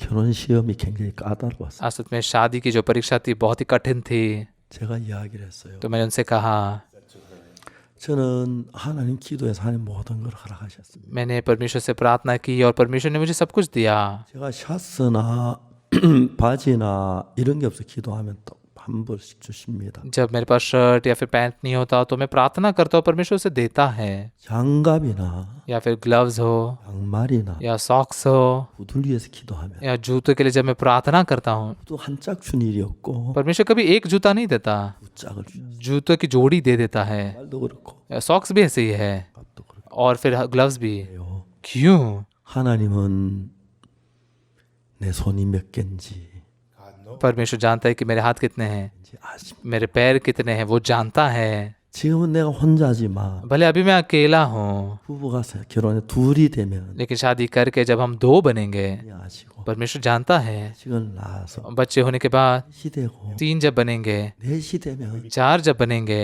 하나님이 아십니다. परमेश्वर जानता है। 그래서 결혼 시험 무난히 통과했어요. तो इसलिए मैं शादी की परीक्षा को पास हो गया। 이제 우리가 결혼해서 세계 제일 예쁜 딸 은숙이를 낳았어요. तो हमारी शादी होने के बाद में दुनिया के सबसे सुंदर बेटी उनसुक पैदा हुई। 제가 이제 그 은숙이를 낳고 그 이듬해 돌날 उनसुक के जन्मने के बाद में अगले साल उसके पहले जन्मदिन पर, 돌을 그 다음 날 대구로 이사를 왔어요. मतलब जन्मदिन के अगले दिन हम देगू में रहने के लिए गए। 그리고 이제 막 그나 저 그땐 참 우리가 가난했어요. उस समय में हम बहुत ही गरीब थे। 내일이 이제 한국 구정인데 तो अगला दिन जो था वो कोरिया का न्यू ईयर था। 장모님이 우리 집에 오셨어요. तो मेरी सासू माँ हमारे घर पर आई 한 달 전에 1 महीना पहले ही। 장모 오실 때 뭐 있는 거 다 싸와요. तो मतलब जब भी वो आती थी, वो जो भी कुछ होते थे सब खरीद के लाती थी 가져오고 और पैसे भी लाते थे। 어려운 올라가실 기차 돈까지 다 썼어요. लेकिन जाते समय मतलब वो ट्रेन के टिकट तक का भी पैसा वो खुद इस्तेमाल करते थे। 다 떨어졌어요. तो उनके सारे पैसे खत्म हो गए। 정말 어려웠어요. सच में हम बहुत मुश्किल में थे। 전 아침에 밤에 잠 안 자고 하나님 내일 설인데 내일 모레가 설인데 तो मैं रात को बिना सोए प्रार्थना कर रहा था, परमेश्वर परसों ये नए साल का दिन है, 진짜 우리에게 먹을 걸 달라고 परमेश्वर कृपया करके हमें खाने के लिए दीजिए, 걸 달라고 양식을 달라고 पैसे दीजिए, खाना दीजिए। 이제 전도를 나갔어요. ऐसे बोल के मैं प्रचार के लिए गया। 하루 종일 전도를 했어요. दिन भर जाकर प्रचार किया, 근데 한 10원도 하나 주시지 않아요. लेकिन परमेश्वर ने एक पैसा भी नहीं दिया। 얘기 돼서 रात हो गई 먼 길을 걸어 집에를 봤어요. तो दूर तक चलते हुए मैं घर आ गया। 제일 먼저 제 아내 얼굴을 눈치를 봤어요. तो घर पे पहले आकर मैंने सबसे पहले मेरी पत्नी के चेहरे को देखा। 아내가 मेरी पत्नी, 좋은 면이 몇몇 가지가 있는데 उसमें कुछ अच्छी बातें, कुछ बातें हैं, 표현이 참 좋아요. उसके हाव भाव बहुत अच्छे हैं। 제 아내는 마음에 기뻐하면서 그걸 못 감춰요. मतलब अगर मेरे पत्नी के मन में गहराई में कुछ है तो छुपा नहीं सकती, तो उसे वो बहुत अच्छे से व्यक्त करती है। 집에 딱 아내 표정을 봤어요. और घर पे पहुंचते ही मैंने मेरे पत्नी के चेहरे को देखा, 너무 조용했어요. वो बहुत ही शांत थी। 음식을 먹었으면 अगर खाना खाई होती तो 막 이야기할 건데 वो आकर कुछ तो बोलती, 막 그렇게 하거든. और फिर ऐसे परमेश्वर ने ऐसे किया वैसे क्या बोलती, 구나. लेकिन हाँ ये भूखी रही है। 이제 연탄도 없고 फिर कोयला भी नहीं था, 이제 우리가 자자고 잠을 자고 이제 자리를 폈어요. तो इसलिए हमने फिर बिस्तर लगाया सोने के लिए, 이불 있는데 다 깔았어요. और फिर जो भी ब्लैंकेट थे सब डाल दिए 자려고 하는데 और सोने ही वाले थे। 밖에 누가 부재를 눌렀어. बाहर किसी ने दरवाजे की घंटी बजाई। 제 보니까 여자분이라서 जब मैंने देखा कोई तो औरत है, 아내가 나갔어요. तो मेरी पत्नी वहां पर बाहर गई। 밤인데 뭐라고 이야기를 하다가 막 तो वो रात का समय था, लेकिन वो ऐसे बहुत सारी बातें कर रहे थे। 기다렸어요. तो मैंने इंतजार किया, 그러다 이제 한참 뒤에 이제 그분이 가고 और उसके बाद में बहुत लंबे समय के बाद वो चले गए। 아내가 손에 봉투 하나 가지고 왔는데 तो मेरी पत्नी उसके हाथ में एक लिफाफा लेकर आई। 그때 우리나라 10,000원짜리 처음 나왔을 때 तो उस समय कोरिया में पहली बार $10 के नोट बने थे। 10,000원이 들어. 그건 진짜 그 당시 큰 돈. सच में $10 उस समय बहुत बड़ी रकम थे। 제 아내가 그 봉투를 들고 मेरी पत्नी वो लिफाफा लेकर 이야기를 했어요. कहने लग गई। 무슨 이야기를 했냐면 क्या कहा उसने, 그분이 이제 대학 교수신데 우리 교회 나오는 부인이에요. ये एक कॉलेज के प्रोफेसर है और हमारे चर्च में आने वाली सी औरत थी। 내일이 되면 새해가 되니까 तो अगले दिन में नए साल का दिन था। 그날 이제 저녁에 오후에 가족들 남편하고 아이들은 전부 다 시집에 다 갔고 तो उस दोपहर को उसके जो पति थे और बच्चे थे सब उसके पति के घर गए थे, 머물러 있어야 해요. और उसे कॉलेज के काम की वजह से रुकना पड़ा। 일찍 집안 청소를 다 했어요. तो वहाँ घर पर ही रहकर उसने सारे घर की साफ सफाई सब कुछ कर ली 이걸 먹고 और रात का खाना खा के 원래 마지막 날이기 때문에 असल में वो साल का आखिरी दिन था 1년을 마무리하는 기도로 혼자 하려고. तो वो साल के आखिर की वो एक प्रार्थना अकेली करना चाहती थी 그러니까 이제 막 기도를 하는데 तो वो प्रार्थना कर रही थी 자꾸 속에서 लेकिन लगातार अंदर से 그거 박옥수 목사 갖다 줘라. और वो जो पैसे है ना वो पासोक सुपार को जाकर दे दे 이야기가 자꾸 속에 들려. ये लगातार उसके मन में सुनाई दे रहा था 하나님 나는 방법 집도 모르고 परमेश्वर मुझे पासोपाक का घर नहीं पता है 밤인데 रात का समय है 아침에 갖다 주겠어. अगले दिन सुबह में जाकर दूंगी मैं प्रार्थना कर रही हूँ 기도를 할 수 없어. तो वो प्रार्थना ही नहीं कर पा रही थी 그래서 몇 번 기도도 안 돼서 तो कई बार प्रार्थना करने की कोशिश करके नहीं कर पाई 봉투에 넣어서 तो इसलिए पैसे को लिफाफे में रखा 가방에 넣고 और बैग में डालकर 그냥 길을 나왔어요. बस वो रास्ते पे बाहर आ गई 골목길을 지나서 और एक मोहल्ले को पार करके 큰 길을 지나가는데 एक रास्ते बड़े रास्ते पर आई 우리 교회 형제가 지나오는 거예요. हमारे एक चर्च का भाई वहां से जा रहा था 형제 이 형제 안녕하세요. भाई ली नमस्ते 박 목사님 집 아세요? आपको पास्टर पार्क का घर पता है 알아요. हाँ पता है 그래가지고 갖다 줬다. तो इस प्रकार से वो आकर उसने पैसे दिए 봉투를 넣고 들고 우리 막 넘어가게. तो इसलिए 어머님 우셨어요. तो वो लिफाफे को हाथ में लेकर हम बहुत हमारा मन छू लिया गया मेरी सासू माँ भी रोने लगी 우리를 도우시는가를 봤어요. सच में परमेश्वर हमारी कैसे मदद करता है हमने देखा 아내하고 신나서 सच में मेरी पत्नी के साथ मैं बहुत उत्साहित हो गया 걔 가서 물건 사는데 दुकान में जाकर उसने सामान खरीदा 빼고 뭐들 주워 먹더라. मेरी पत्नी बस चीजें उठाकर खा रही थी 그때가 안 잊어져요. तब उस समय को मैं भूल नहीं सकता 하나님이 어려운 데 있었지만 हाँ मुश्किलों का समय था 정확하게 내 삶에 작은 것 하나하나 도와주셔요. लेकिन परमेश्वर ने सटीकता से मेरे जीवन की छोटी छोटी बातों में मदद की 아내가 제 아이를 낳을 때 जब मेरे पत्नी ने बच्चे को जन्म दिया 10원도 없었어요. उस समय में 10 पैसे भी नहीं थे 교회 전화하면 चर्च में अगर फोन करता 줄 것 같은데 तो ऐसा लगता था कि वो मदद करेंगे 하나님을 의지하고 싶어요. लेकिन मैं परमेश्वर पर निर्भर रहना चाहता था 사람을 의지하고 하나님을 मैं मनुष्य पर नहीं मैं परमेश्वर का इंतजार करना चाहता था 11시쯤 됐는데 रात के 11 जब बजे थे 아내 진통이 시작된 거예요. मेरे पत्नी को दर्द होना शुरू हुआ 병원에 가려도 여비도 없고 तो अस्पताल में जाने के खर्चे का पैसा नहीं था 돈이 없었어요. 10 पैसे भी नहीं थे 했어요. मैंने प्रार्थना की 아, 이때 어떡하죠? परमेश्वर अभी मैं क्या करूं 밤이 깊어졌어요. देर रात हो गई 처음 알았는데 पहली बार पता चला 안에 진통하는 게 주기가 있다. मेरी पत्नी के दर्द होने की ऐसे फ्रीक्वेंसी होती है 할 때 가끔 가 주기가 빨라진다. मतलब जब बच्चा जन्मने के नजदीक होता है तो वो दर्द ज्यादा बढ़ जाता है 새벽이 됐는데 और भोर हुई 여러분 애기 나면 어떡하지? और अगर बच्चा हो जाएगा तो क्या करे 우리 교회 집사님이나 누구한테 알려주고 싶어서 तो हमारे चर्च के डीकन या किसी को बताना चाहता था 도와줄 것 같은 ऐसा लगता था कि वो लोग आकर मदद करेंगे लेकिन परमेश्वर 기다리고 싶어서 लेकिन मैं परमेश्वर के लिए इंतजार करना चाहता था 날이 밝아지기 시작했어요. तो भोर हुई दिन आने लग गया 근데 लेकिन 이른 아침에 한 부인이 우리 집을 찾아왔어요. सुबह सुबह एक औरत हमारे घर पर आई 집을 모르는 분인데 물어서 온 것 같아요. वो हमारे घर को नहीं जानते थे पूछ पूछ के वो आई 우리 교회에 나와서 제사 안 받고 일주일이 안 된 분인데 मतलब हमारे चर्च में आकर पापों की क्षमा पाकर एक ही हफ्ता हुआ था 무슨 이야기를 하려고 이른 아침에 제 아내를 찾아왔어요. कुछ तो बोलने के लिए सुबह सुबह वो मेरे पत्नी के पास आई थी 이 부인이 방에 들어와서 ये जब कमरे में आई 아내가 진통하는 걸 보고 उन्होंने मेरे पत्नी को दर्द में देखा 첫 마디가 और पहला शब्द जो उन्होंने कहा 사모님 저는 부산 일심병원 산부인과에 근무했어요. उन्होंने कहा पादरानी जी मैं भूसान के इल्सिम हॉस्पिटल के गायनाकोलॉजी में काम करती हूँ 그 일심병원 산부인과로 유명한 병원이에요. वो इल्सिम अस्पताल जो था वो गायनाकोलॉजी के लिए बहुत ही फेमस था 저는 조산원 자격증을 가지고 있습니다. मेरे पास में मिडवाइफ का लाइसेंस है 기다리십시오. तो आप थोड़ा इंतजार कीजिए 100m 선수한테 팍 달려가. तो जैसे एक खिलाड़ी के जैसे 100 मीटर दौड़ते हुए गई 그래가지고 가방을 가져왔어요. और फिर वो अपना बैग लेकर आई 그 부인이 오자마자 जैसे ही वो औरत आई 아들이 태어난 겁니다. मेरा बेटा जन्मा 너무 감사했어요. मैं बहुत धन्यवाद था 거기에 보니 아무것도 없으니까 और जब उन्हें कहा किचन में कुछ नहीं था 뛰어가서 이제 쌀도 사고 तो बहन दौड़ते गई उन्हें चावल खरीदा 미역 한국 사람 애기 낳은 미역국 뭐 김역도 사고 और फिर कोरियन लोग जो खाते हैं वो सीवीड वो भी खरीदा 그리고 소고기도 사고 और फिर उसने कुछ मांस खरीदा 시쯤 돼서 और फिर 10 जब बज गए थे 아침을 먹었습니다. हमने नाश्ता खाया 감사했어요. मैं बहुत धन्यवाद था 하나님 이렇게 살아요.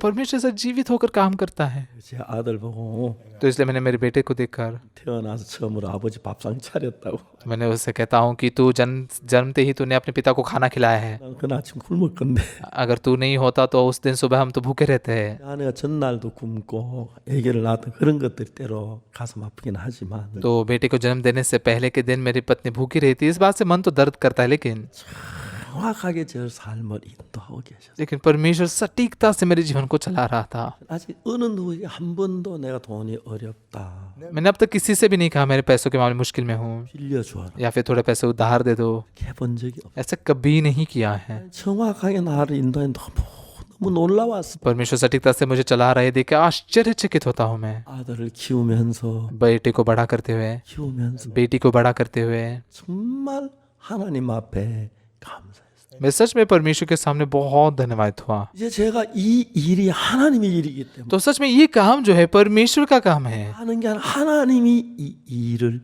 열어가고 계시는 걸 봅니다. मैं नहीं करता, परमेश्वर इस काम को करते हुए मैं देखता हूँ। 20년 올해는 코로나 때문에 세상이 어려움에 빠졌는데 2020 साल में कोरोना के कारण पूरी दुनिया मुश्किल में थी। 성경을 읽어봤습니다. मैंने बाइबल को पढ़कर देखा। 어려움이 있을 때 जब भी इजरायलियों पर मुश्किलें आती थी 하나님 우리 마음을 낮추시고 तो उसके द्वारा परमेश्वर हमारे मन को नम्र करता था 항상 축복으로 바꾸고 और उसके बाद में हमेशा उससे आशीष में बदलता था। 애굽에 와서 보디발 집에 종살이했습니다. यूसुफ मिस्र में आकर पोतीफर के घर में एक गुलामी का काम करने लगा। 모자 보디발의 아내 모함을 받아서 감옥에 갔어. वो भी कम था कि पोतीफर की पत्नी ने उस पर झूठा इल्जाम लगा और जेल में गया, 그걸로 말미암아 총리가 돼서 लेकिन यूसुफ उसके द्वारा प्रधानमंत्री बना 총리 된 것도 좋았지만 और वो अधिकारी ऐसा बना, उसके भी खुश था। 그 사람을 기근에 살리고 लेकिन उसने सारे मिस्रियों को उस अकाल से बचाया। 전부 살린 그런 위대한 일을 할 수. अपने पूरे परिवार को बचाने का एक महान काम वो कर सका। 시글라에 갈 때 시글라에 불탔습니다. जब दाऊद सिकलाग में गया, सिकलाग जलाया गया, उसके पत्नी बच्चे चुरा लिए गए। 바로 이 다윗이 정말 왕이 되는 귀한 일들이 उसके तुरंत बाद में दाऊद के राजा बनने के मूल्यवान काम हुए। 어려움이 있지만 문제가 있지만 हाँ, कभी कभी हमें मुश्किलों का सामना करना पड़ता है, समस्या होती है, 으로 이어졌습니다. लेकिन हमेशा वो आशीष में बदलती है। 정말 전 세계 사람들이 죄 사함에 대한 이 이야기 सच में पूरी दुनिया भर के लोग ये पापों की क्षमा की बात 분명히 예수님의 피가 कि पक्का यीशु के लहू ने 사했고 हमारे सारे पापों को धोया है। 기억지 않는다고 하셨고 उसने कहा कि वह हम पापों को स्मरण नहीं करता। 성도 और ऐसे गीत भी है, 기쁜 날 주나 이제 다시 선 खुशी का दिन जिस दिन प्रभु ने मेरे पाप धो दिए। 부르면서도 ये गीत को गाते हुए भी 이라고 그럽니다. लोग पापी कहते हैं अपने आप को। 근데 नहीं, ऐसा नहीं है। 성경을 읽어보면 बाइबल को अगर पढ़ेंगे तो 이 맞은데 हम धर्मी हैं, यही सही है। 찢어졌는 हमारे पाप धोए गए हैं, 졌는 हम धर्मी बनाए गए हैं। 기억지 않는다고 하셨는데 परमेश्वर कहता है कि वो हमारे पापों को स्मरण नहीं करता। 저는 꾸준히 이 이야기를 했습니다. मैं लगातार यही बात बोलते आया हूँ 전 여러 해 동안 बहुत सालों से। 2020년 한 해는 놀라웠습니다. ये 2020 साल जो था ना, वो बहुत अद्भुत था। 우리가 4월달 부활절 때 अप्रैल महीने में ईस्टर के समय में 코로나 때문에 온라인으로 예배를 드렸습니다. कोरोना की वजह से हमने ऑनलाइन में सभा ली। 그때 우리가 러시아어, 중국어, 영어, 한국어, 불어, 그다음에 스페니시 6개 언어로 방송을 했는데 तो उस समय हमने रशियन, इंग्लिश, चाइनीज़, फ्रेंच और स्पेनिश ऐसे 6 भाषाओं में अनुवाद किया। 매 시간 200만 명이 들어왔습니다. हर सत्र में 20 लाख लोग शामिल हुए। 믿어지지가 않았어요. मैं विश्वास नहीं कर पा रहा था, 하나님이 하신 거예요. ये परमेश्वर ने किया था।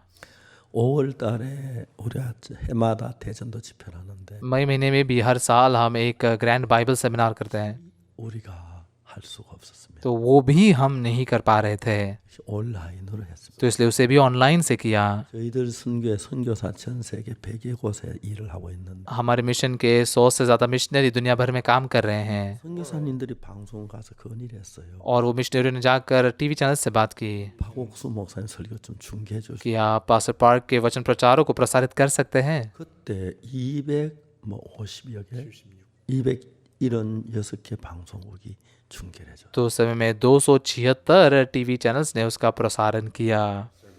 근데 약 한 10억이 되는 사람 이 말씀을 들을 수 있었어요. और लगभग 100 करोड़ लोग इन वचनों को सुन सके। 지난 10월 달에 पिछले अक्टूबर में 시 중계를 했는데 और फिर से उसे प्रसारित किया गया। 이 766개 655개가 방송이 중계를 줬어요. तो उस समय 655 टीवी चैनल्स ने उन वचनों को, उस बाइबल सेमिनार को प्रसारित किया 20억이나 되는 사람들에게 200 करोड़ लोगों के लिए। 주님의 피가 यीशु का लहू 그 죄를 사했다고 हमारे पापों को धोया है, 그랬습니다. ऐसा मैंने कहा।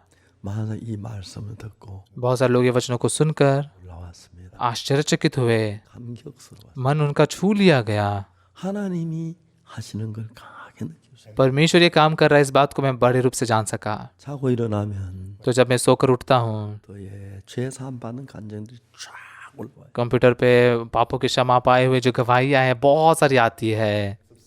여러분 베드로만 잘못했겠습니까? क्या बस पतरस ने गलती की है? 베드로만 예수님 3번 부인해. क्या बस पतरस ने यीशु का 3 बार इनकार किया? 또 주님 앞에 부끄러운 건 많고 죄가 많아. मैं भी प्रभु के सामने बहुत शर्मिंदाजनक बातें हैं, पाप बहुत है। 하나님이 저희 죄를 기억지 않는다고 하셨습니다. लेकिन परमेश्वर ने कहा कि वो मेरे पापों को स्मरण नहीं करता, 뭐 나를 보고 의롭다고 말씀을 하셨어요. और उसने मुझे धर्मी कहा। 하나님 의로우신 재판장이기 때문에 परमेश्वर एक न्यायी न्यायाधीश है। 하나님 의롭다 하면 अगर परमेश्वर धर्मी कहता है 의인인 것입니다. तो हम धर्मी हैं, 죄인이 아닌 겁니다. पापी नहीं हैं, 의로운 것입니다. धर्मी हैं। 이 복음을 전했습니다. इस सुसमाचार को मैंने प्रचार किया। 하나님 우리 인류에게 큰 복을 주신다고 परमेश्वर ने मनुष्य जाति को बहुत बड़ा आशीष दिया है। 정말 감격스러웠습니다. सच में बहुत ही छू लिया गया। 처음에 만철 불신하고 बहुत सारे लोगों ने पहले मुझ पर अविश्वास किया, 안 하고 했는데 मेरी निंदा भी की, 자세히 보니까 लेकिन जब ध्यान से उन्होंने देखा, 맞잖아요. ये सही है ना, 성이 그렇잖아요. बाइबल में ऐसा लिखा है ना। 그러면서 하나님이 우리를 복을 주는 걸 너무 놀라. और फिर परमेश्वर हमें आशीष देता है, बात को देखकर आश्चर्यचकित हुआ मैं। 이제 베드로는 अभी पतरस 이상 더 자기 죄에 매여 있지 않았습니다. अभी और अपने पापों से बंधा हुआ नहीं रहा। 그러면 자기 죄에 매여서 शुरुआत में अपने पाप से बंधे होकर 못하고 वो खुद प्रचार नहीं कर पाया। 고기 잡으러 가려고 했는데 वो तो बस मछलियां पकड़ने के लिए जाना चाहता था, 만나서 लेकिन यीशु से मिलकर 찢어졌어. तू धोया गया है, 내가 너를 내 양을 먹여. तू मेरी भेड़ों को चरा। 그때부터 베드로 일하기 시작. तब से लेकर पतरस काम करने लगा। 베드로에게 이야기하신 것처럼 जैसे पतरस को बताया गया, वैसे 수 목사에게 얘기하신 पासोक सुपार्क को भी कहा गया है। 예수님 오늘 여러분들에게 얘기해요. यीशु आज आपसे कहता है, 너 의로워. तू धर्मी है, 거룩해. तू पवित्र है, 씻어졌어. तेरे पाप धोए गए हैं, 의로워. तू धर्मी है, 아니야. तू पापी नहीं है, 함께해. मैं तेरे संग हूँ। 이제 베드로는 자기 예수님을 부인한 거기에 매여 있지 않았습니다. तो अभी पतरस यीशु का इनकार किए हुए उस बात से बंधा हुआ नहीं था। 예수의 피의 능력을 힘입었습니다. यीशु के लहू के सामर्थ्य से उसने ताकत पाई। 네, 주님 맞습니다. हाँ प्रभु सही है, 의롭습니다. मैं धर्मी हूँ, 인입니다. मैं धर्मी हूँ, 합니다. मैं पवित्र हूँ। 지었지만 हाँ मैंने पाप किया, लेकिन 은같이 आपने सफेद बर्फ के समान धो दिया है। 내가 이 사실을 믿었고 और मैंने इस बात पर विश्वास किया, 나와 함께 일하고 계십니다. और प्रभु मेरे साथ में काम कर रहा है। 그리고 성전 미문의 안전뱅이를 만납니다. और फिर मंदिर के फाटक पर बैठे हुए इस लंगड़े व्यक्ति से मिलता है। 얘가 구걸하는 거죠. ये लंगड़ा भीख मांग रहा होता है। 베드로가 말합니다. पतरस कहता है, 우리를 봐라. हमें देखो। 돈 한 푼 주면 뭐 쳐다보는 뭐 주려고 쳐다보. मतलब क्या देने के लिए, देखने के लिए पैसे दे रहा है क्या? 베드로가 말했습니다. पतरस ने कहा, 은과 금은 내게 없거니와 चांदी और सोना तो मेरे पास है नहीं, 있는 내게 주노니 पर तो जो मेरे पास है वह तुझे देता हूँ। 예수 그리스도 이름으로 걸으라. यीशु मसीह नासरी के नाम से चल फिर। 왜? क्यों? 예수님에게 있는 하나님의 성령이 क्योंकि यीशु में जो परमेश्वर का पवित्र आत्मा है, 또 믿음으로 받아들였어요. उसे पतरस ने भी विश्वास से स्वीकार किया है। 그 예수님 베드로 안에도 계시기 때문에 वो यीशु पतरस के भी अंदर है। 예수님이 일한 것처럼 जैसे यीशु ने काम किया, बिल्कुल वैसे ही 안전매를 기를 수 있어요. पतरस भी लंगड़े को उठा सका। 또 그 예수님 닮아서 मैं भी उस यीशु के समान होकर, 닮아서 पतरस के समान होकर, 많은 사람들이 बहुत सारे लोग 병에 낫고 बीमारी से चंगे हुए 기적들을 많이 경험. और ऐसे बहुत सारे चमत्कारों का कई बार अनुभव किया।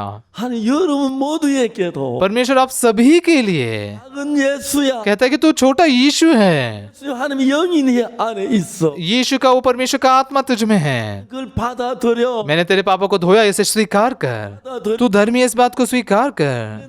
너가 아니야. अब पहले तो ऐसा नहीं था, 예수의 말씀이었어. लेकिन यीशु का वचन ऐसा है। 받아들였을 때 उसे जब स्वीकार करता है 예수님이 우리 보실 때 의인이었고 तो यीशु के नजर में हम धर्मी हैं। 우리가 우리를 봐도 भले हम अपने आप को भी देखते हैं तो भी हम धर्मी हैं। 예수님으로 말미암아 यीशु के द्वारा 하나가 된 겁니다. हम एक हो चुके हैं उसके साथ। 예수님의 역사는 그 역사가 जो काम यीशु के अंदर होते हैं 신약에 우리 속에 나타납니다. वो उसी रीति से हमारे अंदर भी प्रकट होते हैं। हालेलुया। 말했습니다. और पतरस ने कहा, 그러면 내게 없거니와 चांदी और सोना मेरे पास है नहीं, 내게 주노니 जो मेरे पास है वो तुझे देता हूँ। 나사렛 예수 그리스도 이름으로 걸으라. यीशु मसीह नासरी के नाम से चल फिर। 아멘. आमीन।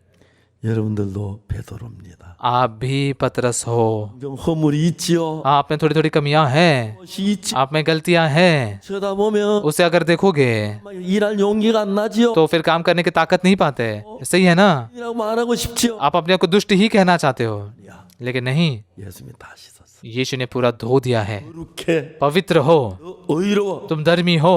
성경이 그렇게 말합니다. बाइबल ऐसा कहती है। 성경에서 의롭다고 하십니다. बाइबल में हमें धर्मी कहा गया है। 의롭다면 의로운 겁니다. अगर प्रभु हमें धर्मी कहता है तो हम धर्मी हैं।